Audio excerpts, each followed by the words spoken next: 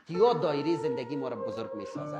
هر چی رنج زیاد حل کنیم، هر چی رزق قبول کنیم، هر چی زیادتر یاد بگیریم، هر چی زیادتر تمرین کنیم، این دایره کلان شده میره. هر چی دایره کلان شد آرامتر هستیم. وقتی دایره راحت اینمی استقامت تانی کلان شده، هر چی سختی های خرد و ریزه میاد، تاوان میکنی، شکست میخوری تو آرام هستی. ولی اگه دایره خرد است زود ناآرام شده میری.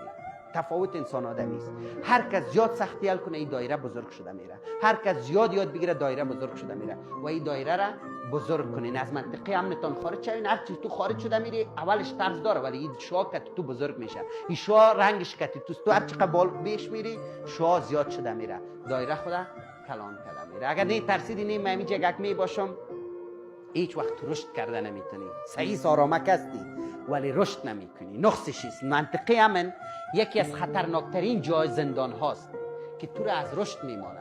همونجا زندانی گک هستی. باز سر از این گپ میزنیم، جدا گپ داره. کمال سر محبت ببین، نه نقص و گناه، که هر که بی هنر افتد نظر به عیب کنه. این که ما عیباره توجه میکنیم از بی هنری ماست، از اعتماد به نفس منفی ماست. اگر ما اعتماد به نفس مثبت داشته باشیم توجه ما بالای خوبی ها می باشه. یک پروفسور کسایی که محصل طب اینجا باشه میفهمن. پروفسور صافی صاحب پروفسور اطفال بود. در وطن جلال آباد رفت، سر پلوان بیادرش چرایی را آورد، پروفسور کش.